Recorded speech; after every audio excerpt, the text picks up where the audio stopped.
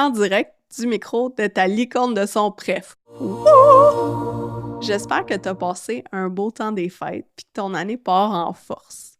Je voulais te souhaiter, sincèrement, à ma façon, de trouver ta voie, de suivre tes envies, tes rêves, puis d'arrêter de laisser les fucking médias sociaux dicter ce que tu devrais vouloir ou pas, que ce soit dans ta vie perso ou pro.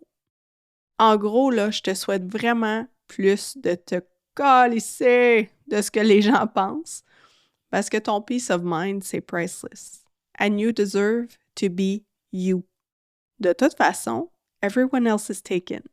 Ma mom, elle m'a toujours dit ça, ça me suit depuis que je suis tout petite, and I freaking love it, OK? Ça m'amène à te raconter ce que moi, j'ai appris en 15 ans d'audio et surtout ce que ça veut dire pour toi en tant qu'entrepreneur. Mais pour faire ça, faut que je parte de loin quand même. Ready to jump in?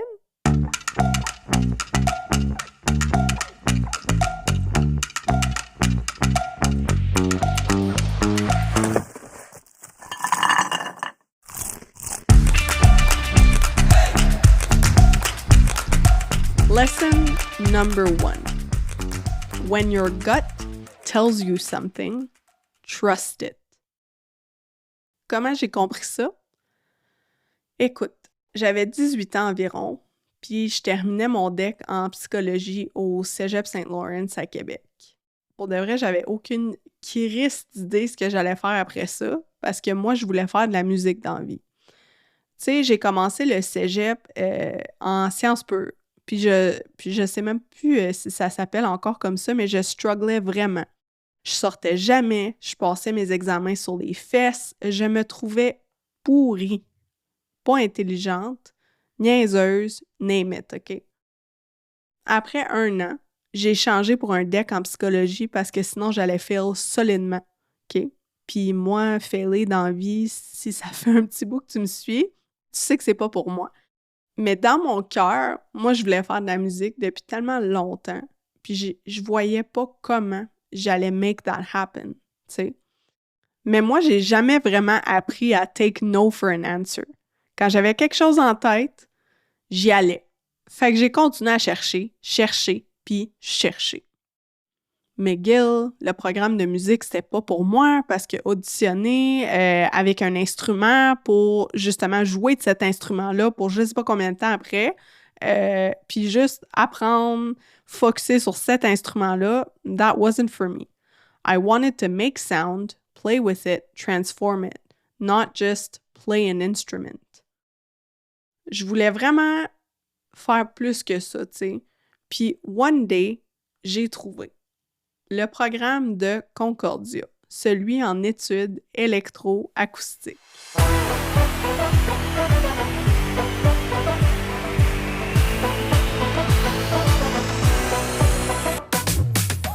Le moment était so close. Tu sais, celui qu'il faut que tu appliques pour entrer à l'université, puis t'es supposé, là je fais des air quotes puis tu me vois pas, t'es supposé avoir tes choix lined up, tes lettres d'intention de prête, bla bla bla bla bla bla bla. Ben moi, j'allais pas faire ça.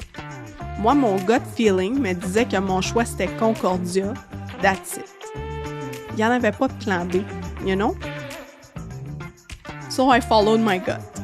J'ai dit à mes parents que je voulais appliquer à Concordia puis qu'il fallait que je crée un portfolio parce que le programme, c'était contingenté. Donc, ça veut dire qu'il accepte un certain nombre de personnes par année. Puis, dans ce cas-ci, ils acceptaient seulement 20 personnes par cohorte qui débutaient à chaque automne. Pour vrai, je me souviens pas de la réaction de mes parents, mais c'était super supportive, comme d'habitude. Toute ma vie, ils ont été comme ça.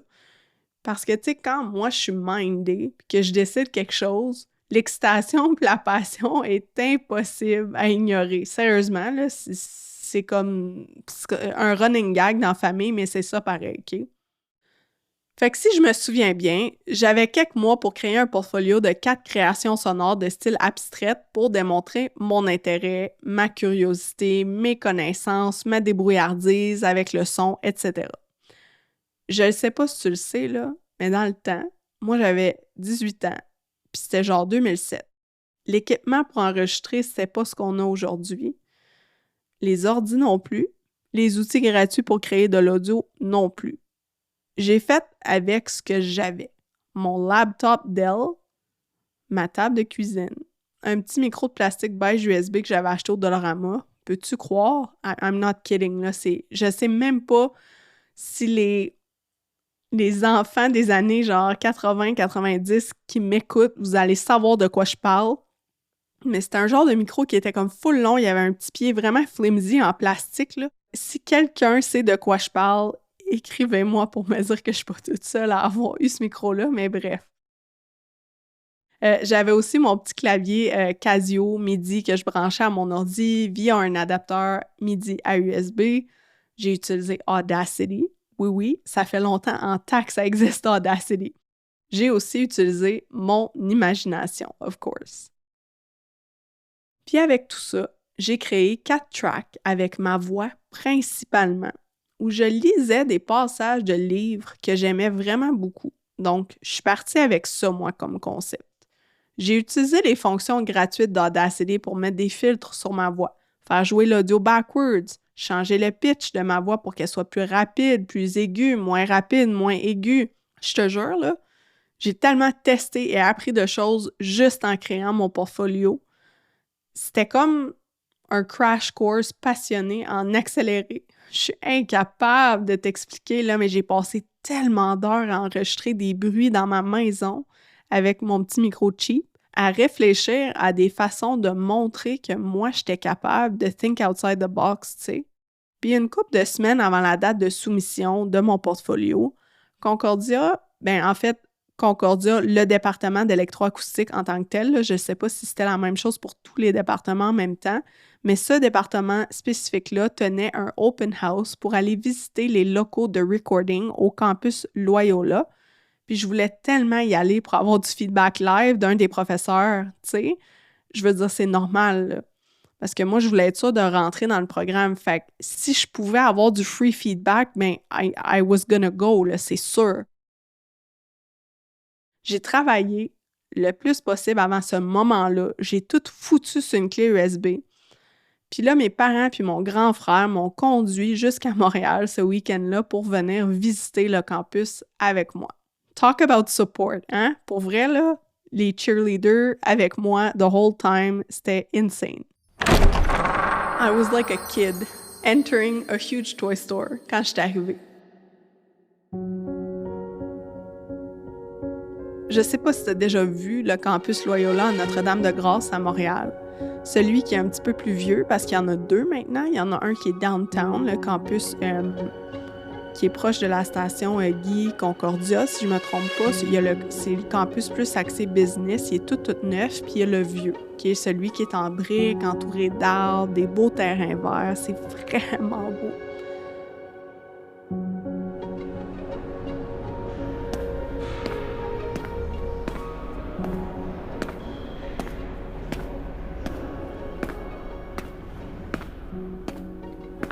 Puis en dedans, it's old and classy, les corridors sont grands, tu sais, tu te croirais là comme dans un mélange des corridors dans Harry Potter, puis comme, je sais pas quoi d'autre, à quoi je peux le comparer, mais c'est tellement beau là-bas, là. Puis quand j'ai vu la pièce qui était un des recording studios, c'était tellement vintage, my God! Des tape recording machines, il y avait aussi un vieux piano décortiqué à côté sur le mur que tu pouvais juste toucher les cordes à l'intérieur pour faire des sons. Il y avait aussi un des plus gros analog synthesizers que j'ai vu de toute ma sainte vie. Tu sais, un analog synthesizer, en fait, c'est comme une grosse boîte avec des trous où tu peux plugger les fils pour envoyer des signaux d'une place à une autre, donc des signaux analogues au travers des circuits électroniques pour générer du son. C'est comme ça que ça fonctionnait, les synthesizers, dans le temps. Fait que tout ça pour te dire que j'étais comme en train de vivre un genre de fangirl moment en entrant là, puis je me sentais tellement intimidée, là, mais tellement à ma place en même temps. Puis j'ai des frissons en t'en parlant, ça me rend émotive, OK? Puis quand je suis entrée dans le recording studio, Mark Corwin, prof de recording, était assis là et m'a suggéré de me donner du feedback live sur mon portfolio si je l'avais avec moi. Et si je voulais laisser les 6-7 personnes dans la pièce qui étaient déjà là écouter en même temps. Hey, le stress, toi. J'ai figé esti, puis j'étais genre, hey, j'ai pas le choix de dire oui, là, tu sais, qu'est-ce que je fais, là? Je dis pas non, puis je m'en vais en courant comme une petite fille, là, tu sais. Fait qu'of course, j'ai dit oui. Mais as-tu idée comment c'est stressant comme moment dans une vie, ça? Je voulais tellement pas que ce soit de la grosse marde auditive, tu sais. Genre, moi, là, la perfectionniste en moi, elle existait déjà en passant, fait qu'imagine avec quelque chose que j'avais jamais fait, là. Tu sais, moi, j'avais peur, là. J'avais peur que ça soit vraiment pas bon, là, tu sais. Puis quand il a écouté la première track, il y avait un petit sourire en coin. I could see it in his eyes. Il ressentait la passion que j'avais mis dans ma création. Puis mon cœur était tellement fier à ce moment-là, là. Puis il m'a regardé, puis il m'a donné son feedback que j'ai noté religieusement, comme pour de vrai, là, c'était comme même pas drôle. Excuse-moi, faut que je pensais pas que j'allais devenir émotive, puis j'éditerai pas ce moment-là, parce que je trouve que c'est important. Mais à la fin, il a dit, Emily, I look forward to seeing you in the fall, and your portfolio has enormous potential. You're definitely in the right direction so far. Keep it up. Hey, à ce moment-là, je le savais. J'allais être acceptée dans ces 20 applicants-là, and nobody was going to stop me. Je me souviens pas combien de temps je suis restée sur mon petit nuage, là. Mais est-ce que ça m'a propulsée, puis je me suis donnée, là, mais donnée pour mon portfolio. J'ai soumis un livre physique. Pour de vrai, je niaise pas de ce que je suis en train de te dire. J'ai soumis un livre physique avec 1 ou 2 pages pour chaque track. Je sais pas si tu connais un peu le scrapbooking parce que j'en faisais quand j'étais plus jeune, d'où la raison pourquoi j'ai inclus ça dans mon portfolio, mais j'ai acheté un livre de scrapbooking, tu sais, qui a comme plusieurs pages où tu peux mettre des pages, des constructions, des photos dans les plastiques. Donc, j'ai utilisé ça. J'ai soumis justement 1 ou 2 pages pour chaque track. Il fallait que je fasse 4 pistes en tout à soumettre. Fait que ça fait à peu près, là, je sais pas, là, quand même beaucoup de pages, là, parce que j'en ai rajouté une pour introduire, une pour conclure, blablabla. Bon. Tout ça, ça expliquait mon cheminement créatif derrière chaque création, mon inspiration, la raison d'être de ma création, composition. Puis une fois que ça a été soumis, puis que j'avais obtenu mon deck du cégep, là, c'était un waiting game. À ce moment-là, je travaillais à temps plein au centre d'appel dans ce temps-là, puis j'ai attendu patiemment tout l'été pour savoir si j'allais être admise dans la cohorte d'automne ou pas. Tout ce que je pouvais contrôler en attendant, c'était l'argent que je mettais de côté pour déménager à Montréal. Parce que sans savoir si j'avais une place ou pas, je pouvais pas commencer à chercher de logement, parce que ça sert à quoi de chercher un logement si je suis pas sûre de devoir déménager tout de suite. Fait que pendant quelques mois, je pense que j'ai visité le site de Concordia et j'ai répété les mêmes actions over and over again. Username, password, login, admission tab, pending.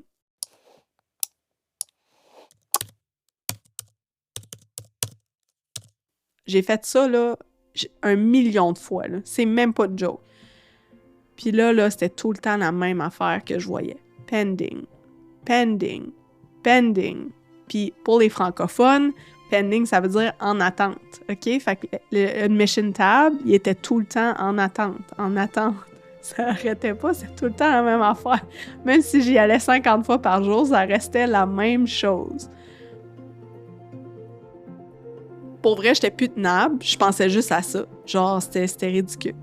Mais en même temps, tu sais, c'est ça la passion, c'est ça l'excitation, puis ça, c'est ce qui est beau là-dedans. C'est vraiment beau, je trouve. And one day, vers la fin de l'été, dans les dates limites où on devait commencer à recevoir nos réponses, je visitais le site au moins 50 fois par jour, à la job, no fucking joke. C'est sûr que c'est probablement plus que ça en plus. Entre mes appels, pendant mes appels, name it, j'étais toujours en train de faire refresh sur le site. Refresh. C'était ridicule. Le petit carré, il changeait jamais de couleur, OK? J'attendais qu'il devienne vert or something, tu sais, j'attendais là, que ça change. No change. Mais là, un après-midi, en attendant que ma ligne sonne, parce que comment ça fonctionnait au centre d'appel où que je travaillais, c'est qu'on était comme le centre d'appel de débordement pour des centaines et des centaines de compagnies. Donc, quand ma ligne sonnait, c'était vraiment pas nécessairement moi que la personne visait, c'est juste que les autres avaient soit déjà des appels en cours, donc la ligne de débordement tombait sur mon téléphone, fallait que je réponde, etc. C'était le fun comme job, pour vrai, j'ai crissement appris des affaires là, mais bref, ça c'est une parenthèse. Fait qu'en attendant que ma ligne sonne, ben j'ai rechecké pour la millième fois probablement cette journée-là le site de Concordia. OK, fait que username, tape ça, password, tape ça, login, clique là-dessus, admission tab. Holy shit, la page avait changé. Puis là, est-ce que tu sais qu'est-ce que ça disait? Accepted. Le carré disait accepté. Le petit carré était devenu vert et ça disait accepté. Je te le jure, là, je me suis écroulée en larmes, tabarnak. En larmes de joie, là, of course, parce que tu le sais, si tu me suis depuis longtemps, je suis vraiment hypersensible comme personne. Je suis très émotive, je vis tout à 1000%. Fait que dans le bureau, devant mes collègues, mes deux boss, j'étais en larmes, là, genre, j'ai gueulé. Je t'ai accepté, gang. Oh my God, je t'accepte. Puis là, ben j'ai appelé ma mère, of course. Mais tout ce qui sortait au téléphone, c'était des sanglots, là, mais des sanglots impossibles à déchiffrer, là, tu sais.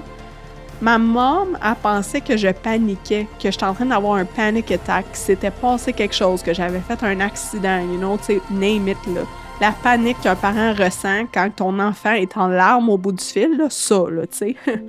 Jusqu'à ce que je réussisse à parler, que je me calme, que je prenne une mini-respiration, puis que je dise « Mom, I did it, I'm accepted, I'm going to Concordia ». Là, t'imagines-tu qu'est-ce qui s'est passé au bout du fil? Ben, sanglots, les deux, automatiquement. Les deux, on est en train de broyer notre vie au téléphone. Hey, j'avais-tu hâte de finir mon chiffre, tu penses? Tu sais, parce que j'avais tellement hâte d'arriver à la maison puis de serrer mes parents dans mes bras puis leur dire « Hey, j'ai réussi, genre, ça n'a pas rapport, là, qu'est-ce qui se passe en ce moment, tu sais? »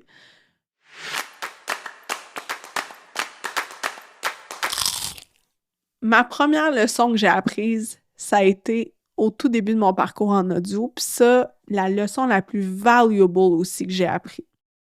I knew that was my path. Mon intuition le savait. J'ai jamais douté. Puis si je peux le dire comme ça, j'ai l'impression que l'univers avait tellement la chienne de ma certitude qu'elle s'est dit « I'm not messing with you. You go, girl. » Genre, l'univers m'a laissé faire, là, tu sais, parce qu'elle était comme « Moi, je ne sais pas qu'est-ce qui va arriver si elle a pas qu'est-ce qu'elle veut. Fait que je vais y laisser. » Tu comprends-tu? Mais bon, je m'emmène mes émotions. Parce que revivre ce moment-là, à chaque fois que je le raconte, même rendu à 36 ans, là, devant mon micro, ça me fait toujours quelque chose. J'en reviendrai jamais de comment j'ai cru tellement fort à ça, là. C'est insane. Puis qu'est-ce que ça veut dire pour toi, cette leçon-là? Écoute, ça veut dire que ma passion puis ma résilience, ils vont toujours être à ton service quand tu vas travailler avec moi. Toujours.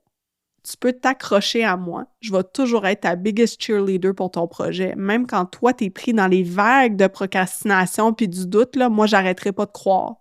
Got it? Parce que s'il y a quelqu'un ici qui est capable de s'en tenir à sa vision, c'est bien moi. Ouais. Lesson number 2.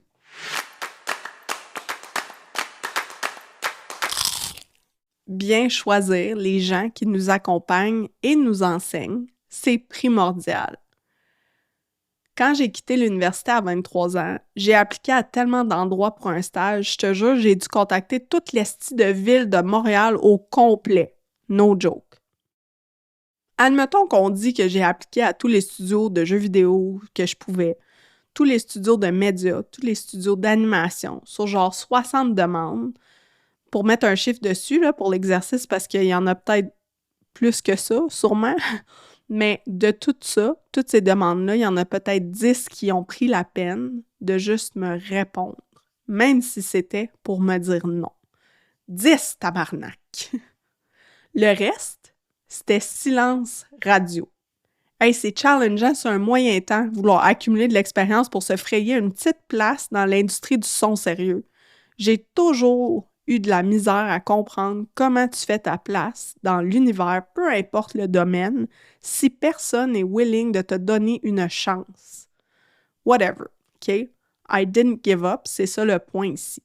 Il y a une personne qui m'a appelé pour me dire oui.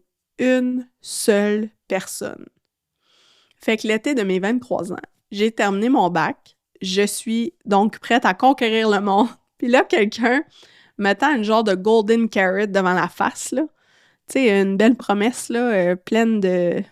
C'est ça, là, j'ai pas besoin de t'expliquer, là, mais des belles promesses, OK? En me promettant qu'il va m'apprendre tout ce qu'il connaît sur le son pour les jeux vidéo. Puis que je vais en apprendre vraiment beaucoup sur le design sonore, l'enregistrement, etc. Hey, moi, je capotais, là. On m'offrait ça, là. Tu sais, je capotais, là. La seule personne qui m'appelle pour me dire oui m'offre ça en plus, c'est comme...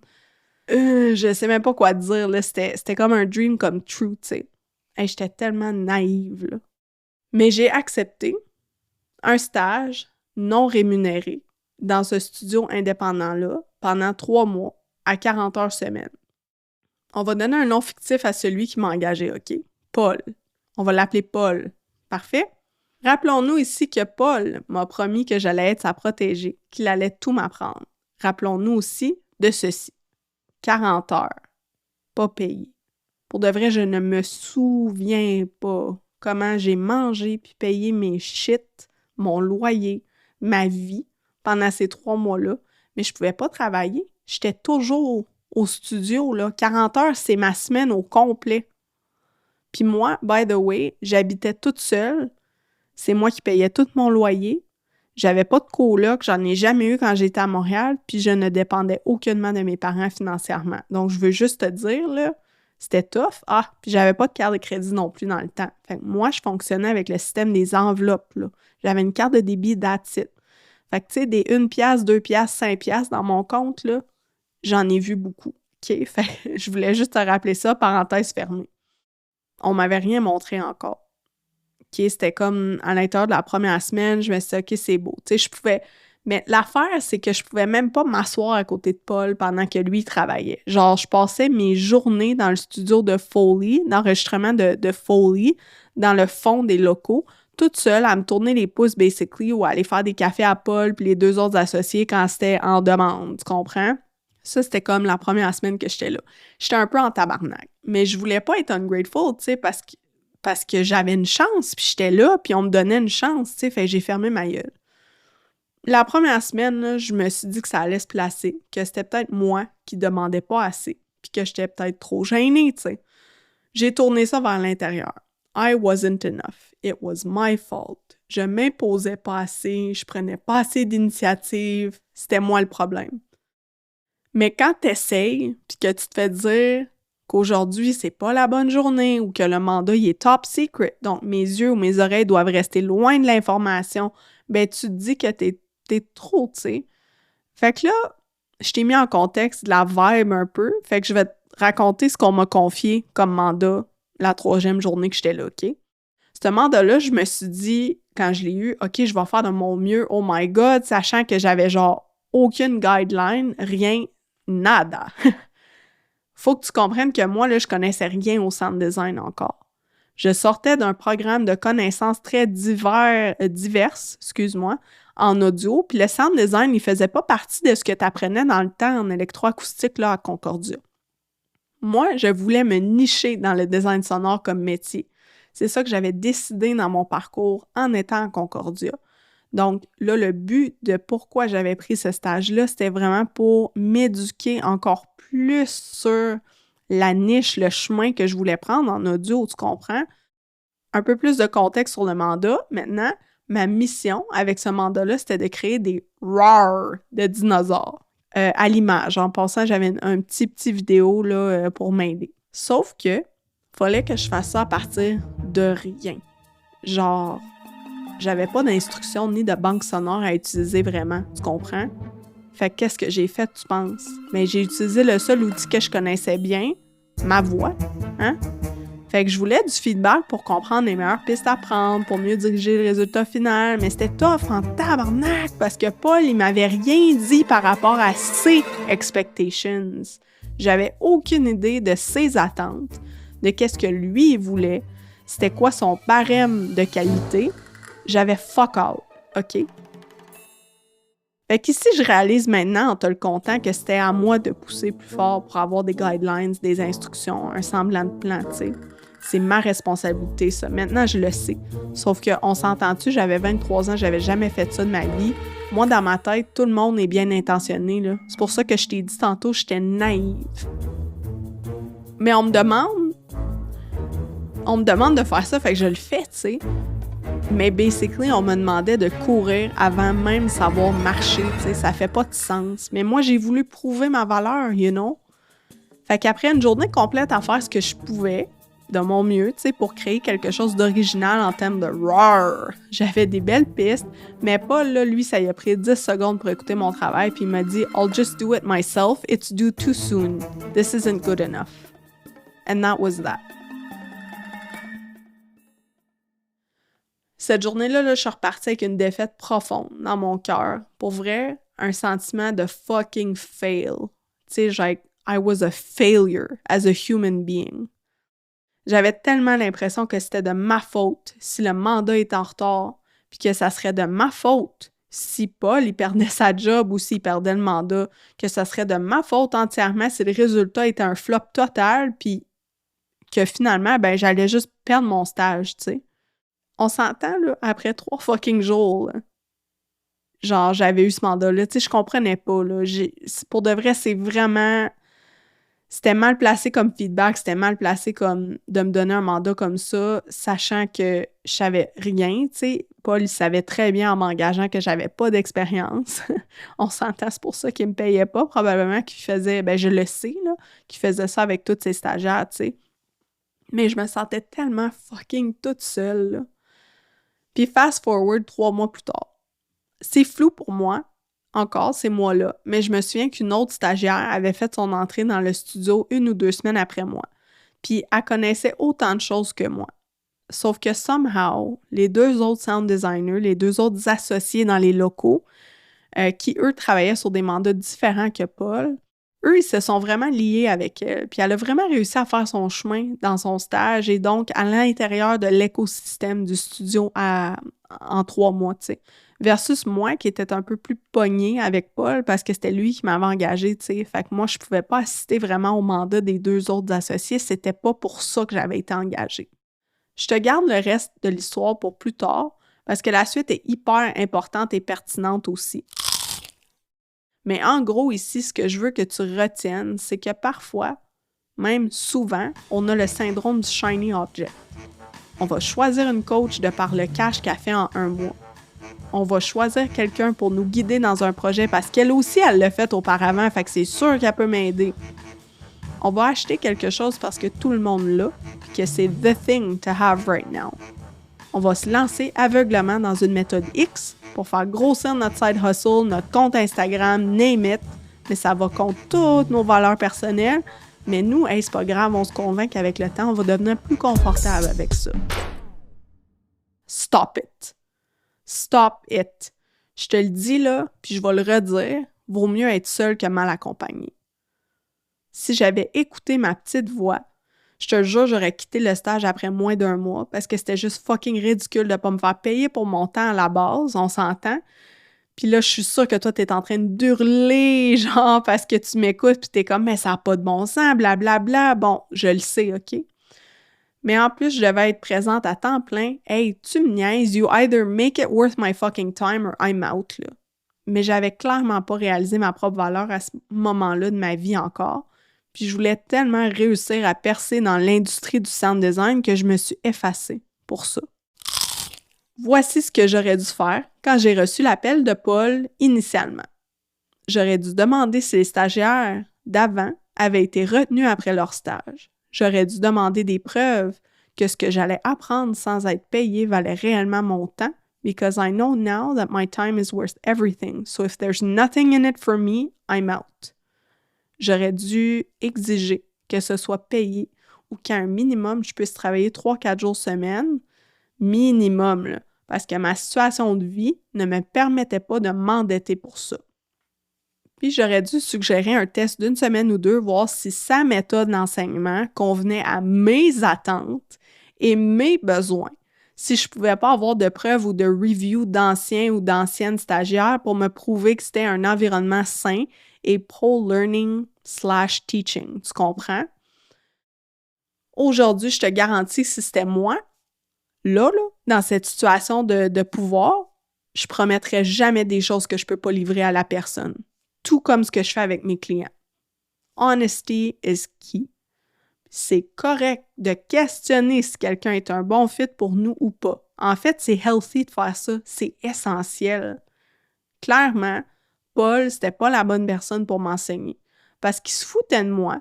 Oui, ça a l'air harsh, là, mais c'est vraiment ça. Il manquait d'empathie, de patience, et surtout, il avait oublié c'était quoi partir de rien, je pense. Puis l'habilité de pouvoir se placer dans les souliers de quelqu'un d'autre, c'est très difficile à faire honnêtement. It's not for everyone. Et le statut de mentor non plus. Au final, là, choisis bien les gens qui te transmettent leur savoir. Assure-toi que tu te sens respecté, écouté et surtout confortable.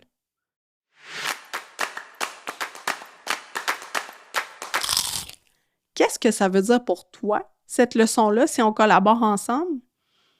Ça veut dire que tu auras toujours mon écoute. Ça veut dire que je te dirai toujours ce à quoi je m'attends de toi et d'une X situation. Ça veut dire que je vais toujours te laisser l'espace pour faire des erreurs et changer d'idée sans culpabilité. Ça veut dire qu'I'm never going to bullshit you. Ça veut dire que je vais jamais prétendre que j'ai toutes les réponses parce que c'est faux. And I'm good at what I do justement parce que je continue d'être curieuse puis d'apprendre dans la vie. Je te souhaite réellement de trouver des gens qui te font sentir worthy quand ils t'accompagnent, jamais le contraire. Bon, moving on. Lesson number 3. Some people will not believe in you. C'est ta job de croire en toi. Je vais starter where we left off à la leçon précédente. Cool? Fait que tu te souviens-tu de Paul qui m'avait promis de tout me montrer pendant mon 3 mois de stage? Je n'ai pas eu un seul meeting concernant le feedback constructif pendant que j'étais là. Aucun feedback, aucune note. J'ai vraiment presque pas eu d'enseignement. Je vais être honnête avec toi, c'est comme ça que je le vois. Tu sais, j'ai vraiment pas appris grand-chose, là. Je ne savais pas quoi travailler, quoi améliorer, quoi arrêter de faire, nada. Mais tu sais l'expression qui dit « no news, good news », est-ce que tu la connais? Tu sais, là, quand on dit « on n'a pas de nouvelles », ça veut dire que c'est des bonnes nouvelles. Ben moi, dans ma tête, c'était ça. Tu sais, j'avais pas de nouvelles, fait que c'était correct. Ça voulait dire que ça se passait bien pour moi. Basically, j'étais dans le néant, le vide. Puis moi, ben, je croyais sincèrement que tout était beau à cause de ça, tu sais. Je t'ai dit tantôt que j'étais naïve. C'est encore le cas dans cette situation-là que je te compte.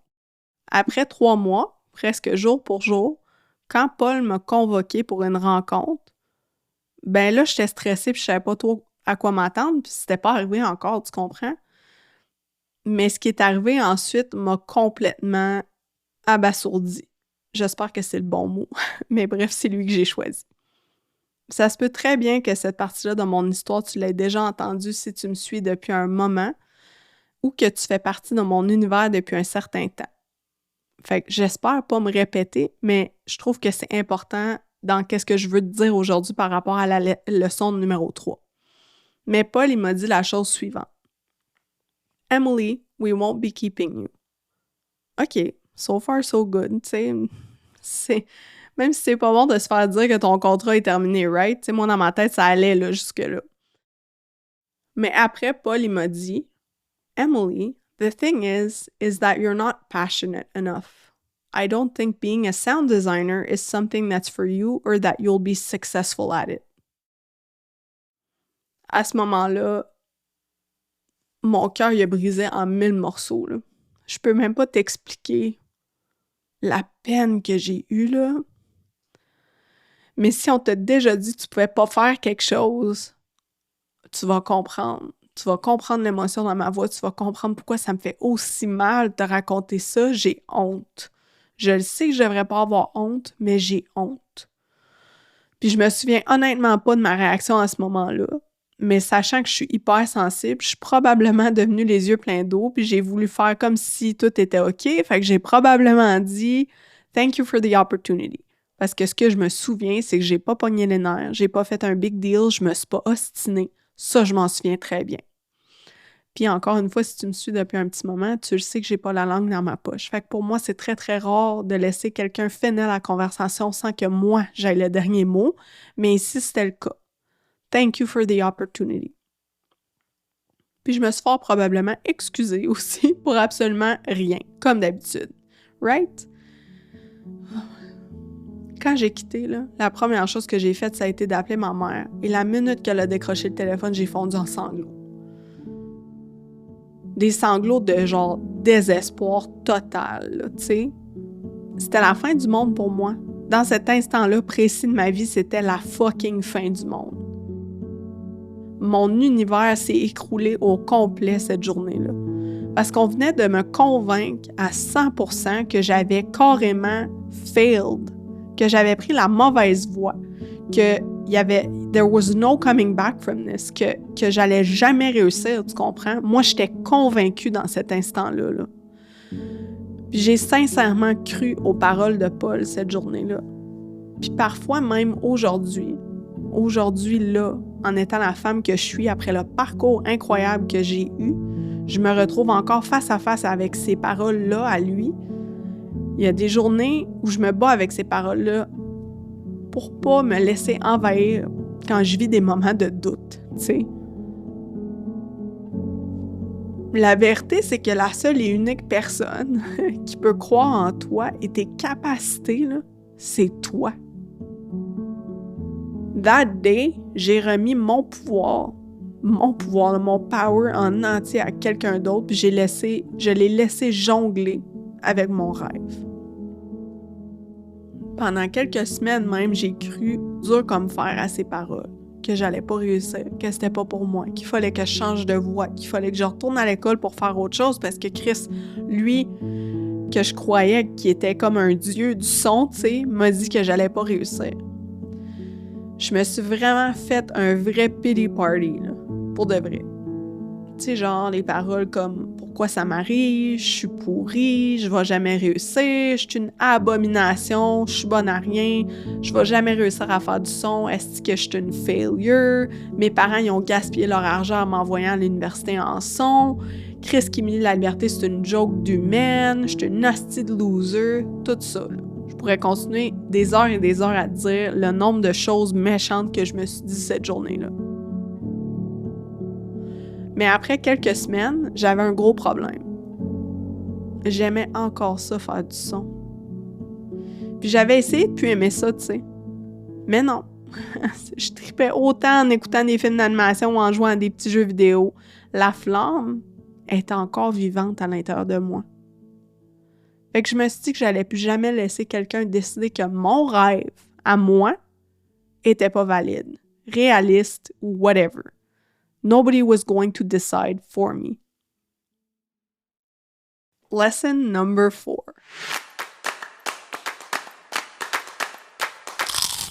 C'est confrontant pour beaucoup de gens quand t'es passionnée, résiliente et disciplinée. À la fin de mon parcours universitaire, je trouvais pas de job. Puis il fallait que je mange, hein? Fait que j'ai fini par appliquer à une agence de placement qui m'ont fait passer plein de tests pour m'aider à me trouver un emploi dans le domaine du service à la clientèle. C'est la Banque nationale qui m'a appelée, puis j'ai fini par être engagée dans la team de courtage direct Banque nationale au support technique. Sérieusement, un des emplois les plus difficiles que j'ai eu dans ma vie, mais pendant ces 4 années-là, j'ai gaulé en sacrament. OK. Pour celles qui m'écoutent et ne savent aucunement ce que je viens de dire, gauler veut dire, dans mes mots bien sûr, remplir son temps libre avec différents objectifs à atteindre, que ce soit personnel ou pro, parce que tu as des buts précis à atteindre. Donc, toute ta vie hors travail tourne autour de ces buts-là. Bon. Pour moi, c'était réussir à obtenir un emploi en tant que conceptrice sonore en jeux vidéo. chose que je visais depuis que j'avais débuté mon parcours en audio. Souvenons-nous, là, c'est ça mon but ultime, là. Sache que j'aime pas les finances et tout ce qui touche les chiffres dans la vie, but here I was dans un nouvel emploi où on m'avait engagée parce que, first of all, j'étais bilingue, donc ça, c'était rare. Quelqu'un de 100% bilingue dans un emploi comme ça, c'est très, très, très valuable. Puis, je devais aussi accompagner des gens à comprendre les outils pour faire des investissements en ligne, du trading, leur expliquer nos outils pour tracker les actions, faire leurs propres décisions, les fonds de placement, bla, bla, bla, bla, bla. J'avais tellement d'expérience en service à la clientèle, puis j'étais bilingue, c'est sûr que j'étais un valuable asset pour l'équipe qui m'a engagée. Mais sainte, what had I done? Genre, j'ai pris une décision stratégique dans ma vie à ce moment-là quand j'ai accepté cette job-là, je le savais. Mais est-ce que j'avais réellement compris avant de rentrer dans la job? Non, je pense pas. Quand j'ai mis le pied dans mes nouveaux locaux de travail, la journée où j'ai commencé, je me suis dit une seule chose. En fait, c'était plus une promesse à moi-même qu'autre chose, réellement. Mais la dite promesse, c'était la suivante. Je ne serai pas ici plus que 4 ans. Si dans 4 ans, j'ai pas trouvé d'ouverture dans le monde de l'audio, en tant que sound designer, je crisse mon camp d'ici and I'm going to find a way to make my dream happen. Fait que pendant 4 ans, je venais travailler, je donnais mon 300%. J'ai même avancé plus rapidement que certaines personnes qui travaillaient dans l'équipe depuis 5 ans, 6 ans. J'ai fait mes études en plus de mon travail à temps plein pour comprendre le trading en ligne parce que mon employeur l'exigeait pour pouvoir bumper mon salaire et me donner une plus grosse paye. Et ces études-là, by the way, je n'étais pas payée pour les faire à part mon augmentation, donc je devais étudier les soirs et les week-ends. Au travers ça, je trouvais des étudiants en animation à Concordia avec lesquels je pouvais collaborer pour créer du son, m'améliorer. Puis ça aussi, ça prenait mon temps libre. Je n'étais pas payée pour faire ça. Je le faisais gratuitement pour accumuler de l'expérience, connaître des gens, me créer un réseau, etc. Je lisais aussi des biographies, des livres de femmes qui m'inspiraient avec leur parcours. Et à part tout ça, je pratiquais la boxe 3 fois semaine après le travail pendant à peu près 2 heures. Et sans oublier que je vivais une situation de violence conjugale dans ma vie personnelle avec un conjoint qui me faisait subir de la violence verbale et autres. Je vais te spare les details parce que mon épisode ne tourne pas autour de ça, mais ceci faisait partie de ma vie et faisait en sorte que j'étais 100% responsable dans ma vie personnelle du ménage, de la cuisine, de l'épicerie dans mon couple. Parce que mon ex-conjoint, lui, sa job était trop prenante. Donc, il n'y avait jamais l'énergie ou le temps pour participer à ces tâches-là. Tout ça pour te faire comprendre que pendant 4 ans, je n'ai jamais arrêté. Tout mon temps libre, mon énergie et mes efforts allaient vers réaliser ma vision pour avancer vers mon big picture. Je voyais mon but tellement clairement que anyone or anything that wasted my time ou qui faisait pas partie de mon plan prenait réellement le bord. Pour vrai, là, je pense que c'était peut-être pas super sain à quel point j'occupais mon temps et à quel point mon niveau de stress était élevé à ce moment-là de ma vie, mais maintenant, je peux te dire que c'est honnêtement ma vision et ma résilience d'atteindre ce but-là qui m'ont sauvé la vie. Puis justement, les gens au travail me trouvaient intense, trop direct, parfois un peu bitch, parce que moi, j'avais appris à être unapologetically me, puis j'avais pas la langue dans ma poche. Mais la job que j'avais, c'était tellement cadré, je devais toujours être parfaitement polie, douce, patiente, etc., malgré tout ce que je vivais à la maison et la pression que moi, je m'étais imposée, qui était nécessaire pour moi. OK, je fais une parenthèse ici, je dis pas que tout le monde doit y aller comme ça non plus pour atteindre leurs rêves et leurs buts. Alors, viens pas m'envoyer de hate pour ça, s'il vous plaît. C'est mon expérience personnelle que je te partage. Mais, tu sais, dans le fond, moi, la pression que je m'étais imposée, tout ça, ça me prenait de l'énergie en dehors de faire les basic things, de stay alive puis avancer. Mais j'en avais pas, moi, d'énergie pour faire les basic things. J'étais juste, tu sais, j'étais pris jusqu'au cou, là. Puis je disais souvent non aux activités proposées en dehors du travail parce que pour moi, c'était du temps perdu. Puis j'avais besoin de me reposer quand je pouvais, tu sais, ce qui était très, très rare. Je devenais parfois impatiente au travail quand les gens se plaignaient autour de moi que leur vie était stagnante et plate, you know. Je voulais juste leur crier d'aller changer les choses s'ils n'étaient pas bien. Because look what I was doing. I was trying to step into the path I was meant to walk. Puis mes collègues, il y en a plusieurs qui comprenaient juste pas. Mais voyons, Émilie, tu manges trop bien, va te chercher du resto une fois de temps en temps. Ben voyons, Émilie, pourquoi tu veux pas venir à l'activité? Tu sais, parce que, ben moi, dans ma tête, je me disais, Chris, j'ai des engagements pour des projets de son qui attendent après moi, là, puis j'ai pas le temps d'aller prendre fucking genre 8 drinks, là, après la job, là, j'ai d'autres choses à faire, tu sais. OK, ben voyons, Émilie, tu t'entraînes trop, pourquoi tu peux pas prendre des shifts le soir?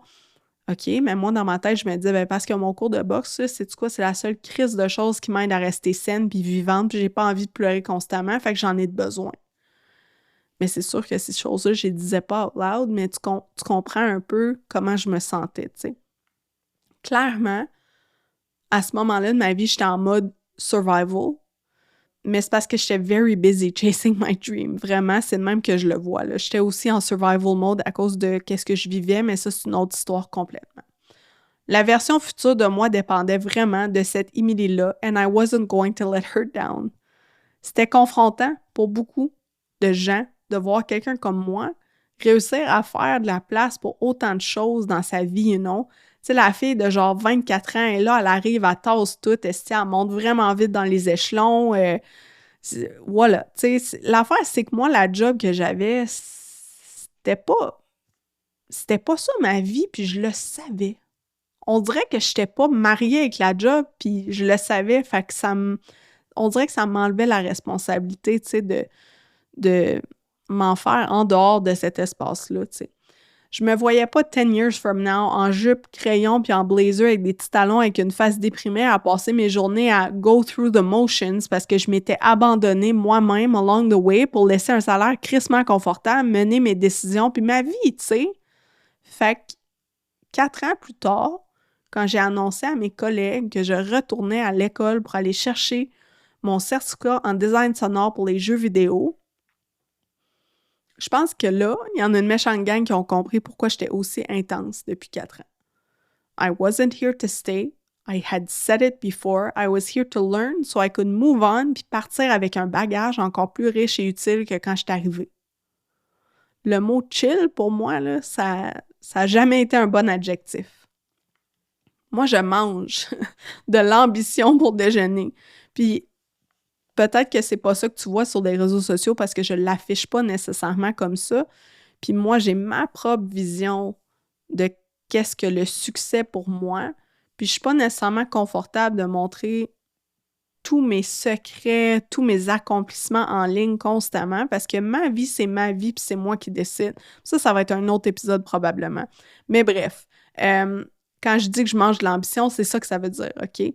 Puis ça confrontait certains collègues qui, eux, ne comprenaient pas pourquoi je questionnais les méthodes de notre département au travail pour nous sauver du temps dans certains processus ou même pourquoi je demandais parfois qu'on mette en charge, moi, de former les nouvelles personnes qui rentraient, de leur créer des documents explicatifs, etc. I knew I was good at making things move forward. Puis j'ai toujours été comme ça.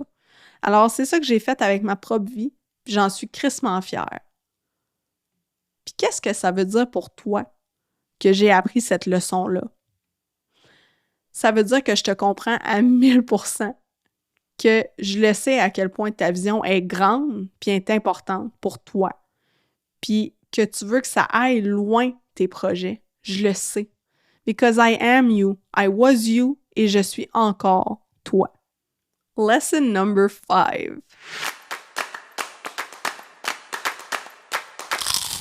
L'outil ne fait pas le moine. Je viens de te jaser du syndrome du shiny object, puis ça fit ici aussi. Je t'ai parlé de ça tantôt. Ce n'est pas et ce ne sera jamais parce que tu as l'outil le plus cher que ton travail va être meilleur. Je réitère, un outil mal utilisé sera aussi bon que les connaissances que tu as pour t'en servir. Où est-ce que je m'en vais avec ça? Je vais te donner des exemples, OK? Est-ce que tu savais que David Bowie a écrit plusieurs de ses premiers succès sur des magnétophones 4 pistes genre vintage dans des chambres d'hôtel ou des espaces improvisés? On s'entend, là, c'était pas la techno la plus récente, mais son génie créatif puis son travail sur les mélodies, ils ont transcendé les limites techniques. Puis ça fait qu'aujourd'hui, on écoute encore sa musique puis on compare encore les succès d'aujourd'hui à ses succès dans le temps. Fait que mon point, c'est que ces imperfections techniques-là donnaient une texture unique à ses enregistrements, un feel très à sa couleur. Ça l'a suivi toute sa carrière, ça. Puis l'autre exemple que je veux te donner, c'est les White Stripes. Jack White, il a souvent volontairement limité son équipement et pris la décision d'enregistrer dans des conditions très basiques, OK? Il croit fermement que la créativité, en fait, vient des contraintes, pas des outils fancy. Puis j'aime vraiment ça. Puis je suis quand même d'accord aussi avec ça, sérieusement.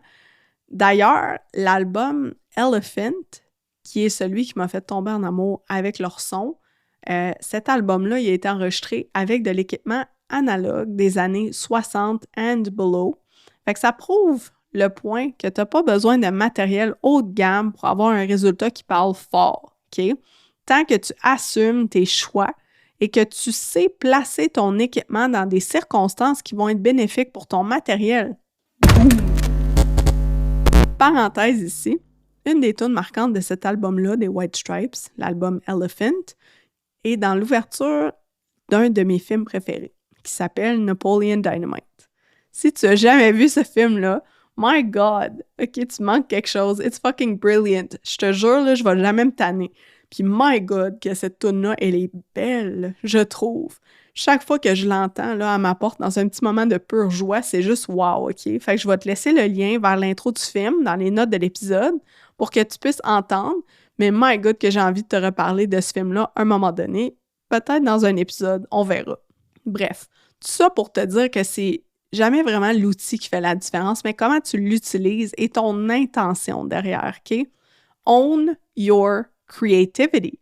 Que ce soit en travaillant avec un micro cheap, parce que c'est tout ce que tu peux te permettre pour le moment, ou d'utiliser des logiciels gratuits pour t'organiser, créer tes pages de vente, name it, OK? C'est ta vision, ton style et ta capacité à pousser ton matériel au max et de think outside the box qui vont faire la plus grosse différence. Puis pourquoi je te parle de ça? Bien parce que moi, là, j'ai pas le matériel le plus fancy pour faire ma création sonore, même si c'est peut-être ça que tu penses, mais t'es pas dans mon domaine, tu peux pas le savoir. Fait comment est-ce que tu peux te comparer? Puis je veux te dire quand même, parfois, moi, je regarde mon bureau chez moi puis je me trouve loser, OK? Parce que c'est pas digne d'un studio professionnel. Jusqu'à ce que je me ramène à l'ordre, puis je me dise « Hey, wow, minute, là! » Même si j'avais accès à tous les sons du monde, ça ne ferait pas de moi une Hans Zimmer, you know? C'est comment je prends ce que j'ai pour le transformer à l'avantage de mes clients qui compte. C'est l'expérience que j'ai acquis en 15 ans. Puis si je compte littéralement à partir du moment où je suis entrée à l'université, on parlerait de 17 ans ici pour vrai. Fait que c'est ça qui fait la différence puis qui compte, OK? Le prix de quelque chose ne fait pas en sorte que le résultat sera meilleur ou moins bon qu'un autre. C'est le craftsmanship derrière, l'audace, l'imagination, puis tout le reste qui vient soutenir le résultat. C'est le mélange de mon cerveau, mon expérience, ma passion et mes outils qui donne la recette qui est la signature Émilie la Liberté, tu sais. Fait que si tu attendais un signe aujourd'hui pour arrêter de procrastiner le projet que tu veux mettre en place parce que tu attends d'acheter la chose que tu penses qui va te propulser, laisse faire, OK? You already probably have what it takes. Mais tu as juste besoin de réfléchir à comment faire shiner ce que tu as déjà. Hey, puis je veux juste te faire une petite parenthèse, là. Mon épisode, il est quand même long. Fait que si tu m'as écouté jusqu'ici, ben merci. Tu sais, je vais te partager quelque chose, mais c'est très personnel ce que je vais te partager, puis ça n'a aucun lien nécessairement en ce moment. Mais je regarde beaucoup de gens et aussi de clientes lancer leur podcast depuis que je suis solopreneur, puis chaque fois, on dirait que c'est des fucking succès, genre sans écoute en 15 minutes dès la sortie, puis là, les gens sont rendus à 1000 écoutes en même pas une semaine, puis j'ai regardé, moi, mes stats depuis que le podcast est sorti. Puis c'est pas bon, là. Je pense que j'ai genre 65 écoutes depuis que c'est sorti le 22 décembre 2024, là. On se cachera pas que je me trouve poche un peu.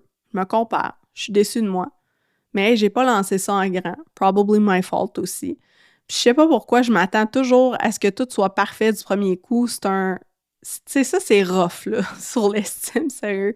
Mais bref, si ce que je t'ai partagé aujourd'hui ou dans un autre épisode t'apporte de la valeur, des idées ou peu importe, s'il vous plaît, prends un moment pour partager l'épisode à quelqu'un qui en a besoin ou même en ligne. Quand tu as appris quelque chose, tell the world. Parce que tu ne sais pas qui d'autre que ça va inspirer ou aider. Puis je pense que ça, c'est vraiment, vraiment important pour moi dans qu'est-ce que je veux faire avec le podcast. Fait que merci si tu as choisi de passer du temps avec moi aujourd'hui. Puis si je peux conclure avec quelque chose, ça serait ça, OK? Personne ne peut te dire que tu ne fites pas dans ta propre vision, dans tes propres rêves, ni dans ta propre imagination. Si quelqu'un essaie de te convaincre que ton rêve est trop grand, trop audacieux, trop différent, c'est probablement là, parce qu'ils ont peur de sortir eux-mêmes du moule. Puis you know what? Just punch them in the face if that's the case. Punch them in the face. Hit them with a freaking chair in the face. Je le sais pas. Mais OK, non, c'est une joke, là. Fais pas ça. Je veux pas que tu te ramasses en prison quand même. C'est pas une bonne idée. Fait que c'est ça. Fuck suivre le troupeau sérieux. Fuck it. Run as far as you can de l'autre bord du champ. Make your own damn rules, OK? Make your own way. On s'en fout, là, du troupeau. Just go where you wanna go. That's what I did. Puis dans mon monde à moi, I'm fucking winning at life à chaque jour, OK? No matter mon chiffre d'affaires, moi, j'ai du succès dans ma famille, j'ai du succès dans mon health journey. Je suis heureuse avec qu'est-ce que j'ai autour de moi. That's success for me right now.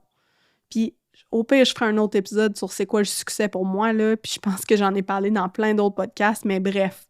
I'm winning at life and I'm okay with that. Puis si t'as pas vu le film Thelma the Unicorn, je t'invite fortement à le visionner sur Netflix. Je te le jure, là, c'est pas une joke ce que je vais te dire, mais c'est ma thérapeute qui a insisté pour que je le regarde, puis j'en avais vraiment, mais vraiment besoin de ce film-là. Be like Thelma. Be yourself and own every single thought, dream and idea you have. Sois fier de quitter. Nobody can ever take that from you. Je te garantis ça, OK? Be yourself. Cheers. Talk soon. Ah, PS. Si tu as aimé ce que je t'ai partagé dans l'épisode, là, laisse-moi donc savoir si tu veux un part 2 avec d'autres leçons. Parce que trust me, there's more where that came from. J'en ai plein, là. Mais cheers pour vrai. Merci, là. Bye bye.